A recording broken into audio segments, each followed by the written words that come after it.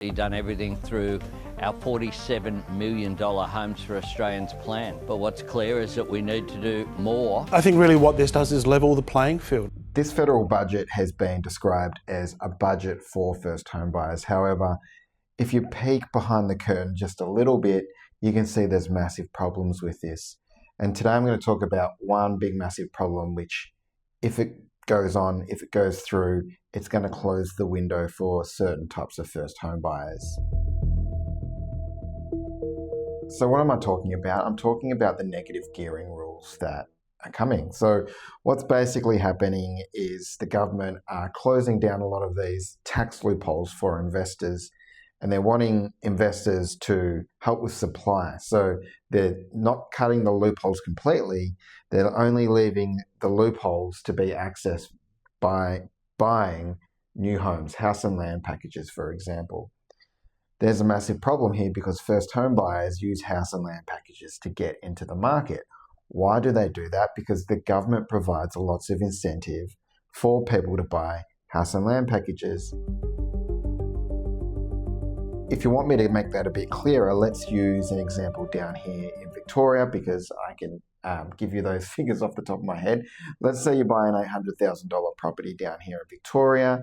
You can get in off the 5%, the first home guarantee. So you have 5%, which is 40 grand, but you also need stamp duty. So stamp duty plus cost, let's say it's going to be $45,000. So you need $85,000 to get into this property. You need to save a deposit of $85,000. Now let's look at a house and land package. Let's say the land is worth 400 grand. The construction is worth 400, so you're still paying 800 grand for it. Now, in Victoria, you've got a stamp duty discount for first home buyers. A lot of states have similar things. In Victoria, that means your stamp duty is free, which basically means your upfront cost is going to be something like a few grand. So you still need to save the 5% for the first home guarantee, and you only need a few grand for settlement costs. So we're talking about $43,000 all in versus $85,000 all in. And that's why new property has been seen as kind of a lifesaver for first home buyers, because it allows them to get into the market. Obviously that window is now shutting. Unfortunately, first home buyers are going to be left to compete with property investors. These guys have deeper pockets. They're quite often earning hundreds of thousands of dollars a year. That's why they're wanting the tax perks, because they're paying a lot of tax. So as a first home buyer, what should you do about it? Well, if you're looking at getting into the market straight away, you should consider buying a house and land package. The thing is, this stuff hasn't passed through Parliament. So we've got like the eye of the storm. I don't know how to say it right. There's this quiet patch where the budget's been announced, but nothing has gone through Parliament yet. Now, we know these negative gearing changes are probably going to go through, but I think what's happening right now is people are on pause. They're waiting to see what happens. But if you zoom out, people still need to invest. They're still going to buy a property. It doesn't matter what the rules are. It's still coming. And if they're going to get tax breaks for buying new properties, then they're going to do that.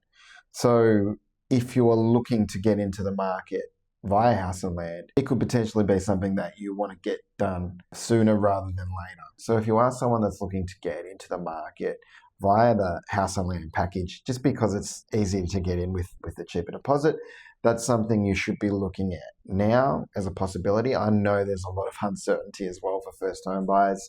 I'm talking with first home buyers every day about this. I would put a positive spin on this amongst all the negativity, and I would look at it in terms of, hey, this is an opportunity to lock something in now, because we know once the investors get in, there's going to be a lot of competition. We know there's limited supply.